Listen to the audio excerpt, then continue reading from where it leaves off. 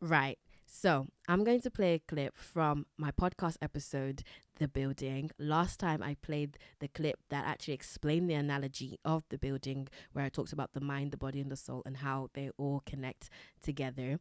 Now I'm going to play the explanation video of that analogy. So if you haven't checked it out, make sure to go back and check out that post. Or better yet, if you want to listen to the full podcast episode, search up Living Pieces. It's available everywhere for you to listen. So now let's go into it. So, what happened was the elevator, which is our mind, got comfortable living on floor one. The elevator, remember, it's its own floor, but just likes to chill on floor one. And at the beginning of the story, the elevator would hear voices on floor three, whiz up there, and come back down to floor one. So this is symbolic of our childhood, because the elevator, our mind, wasn't so cluttered. It was easier to receive information and receive messages from our soul and pass it on to the body. So maybe as a child, you had so many spiritual gifts. You would get messages from the upper floors or the upper realms. Use it on floor one, and all will be well. By the way, remember, you are the building, and the body is floor one. The first floor is where the main entrance to the street is. So the street is also an extension of floor one, or the 3D, known as Earth.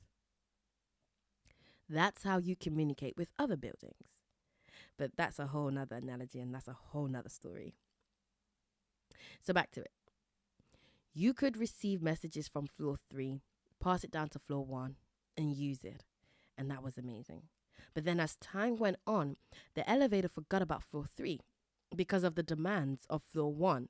So it just stayed chilling on floor one. This is symbolic of us getting disconnected from our soul. We know it's there, it's always there, but we've forgotten about it. So when floor one begins dealing with things, maybe, people entering the building of floor one communicating, maybe you go out to other people's buildings and you bring things back from their building to your building and you bring them back to floor one. Then floor one is like, yo, elevator, check this out. So it runs and shows the elevator this new dress it bought, or this new like it got on social media, or a photo of someone it likes, a crush or something. And because the elevator is just chilling, it seems like it's out of use. Floor one is like, here, keep hold of this for me. This is symbolic of how we feed our body, the food we eat, the people we surround ourselves with, the things we engage with as we get older, the communities we are part of, life, just everything in general. They start to take up space in the body and in the mind. You fill your mind to the brim that one day you get into a situation. Floor three is monitoring all of this, by the way, and sees everything. It also notices that something isn't quite right. So it starts talking, pressing that call button for the elevator to come up. The elevator's like, oh, I hear something. I hear a voice, So it tries to go up to floor three, but gets stuck halfway. This is symbolic of how our minds get so full that when we try and reach our soul, it seems like no one's there. It seems like we hear faint whispers. We may get a dream, but we wake up. Everything is foggy. We can't remember anything. It's like our mind is in this in-between state, both in the body, or floor one, and the soul, or floor three. So all the information it receives from both sides is murky and hard to decipher. Even when it does make it to floor three and it tries to receive the information, it gets lost amongst the things of the mind. By the way, it's not to say there aren't useful things in that elevator or in your mind, but it's to say that the elevator is full and certain things needs to be thrown out in order to create room. This is known as emptying our mind and letting go of old things that no longer serve us. This helps to create enough space for both the body and the soul. So when the mind gets information from the soul and brings it to the body, the information goes missing if our mind is full.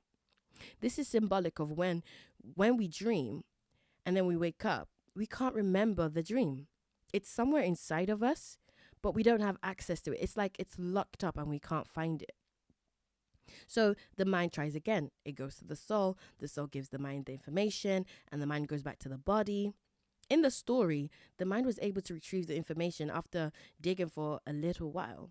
But in the story, it took 5 elevator years going up and down, 15 in total, to do so. This is symbolic of how when we are going through a situation and the answer is right there to help us fix our issue, we can't hear it, we can't find it, we can't see it, because the connection between the soul and the mind is so weak. So because of that, it takes 5 years, 10 years, 15, 30 years to fix a problem that could have been solved in about a year or less, maybe quicker, And in that time, the mind is going back and forth for many years, each time giving the body fragmented information. Finally, one day, all the pieces are there and it's able to solve the problem. But how much time has passed? Can you relate to that?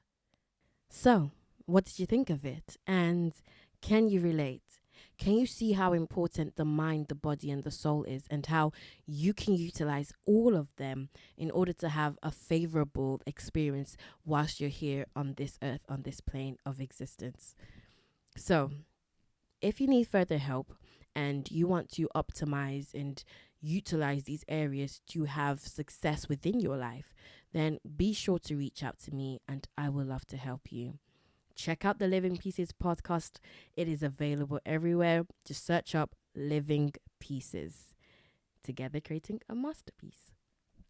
Okay, guys. Until next time, stay blessed, don't stress, and I will catch you after the test. Bye!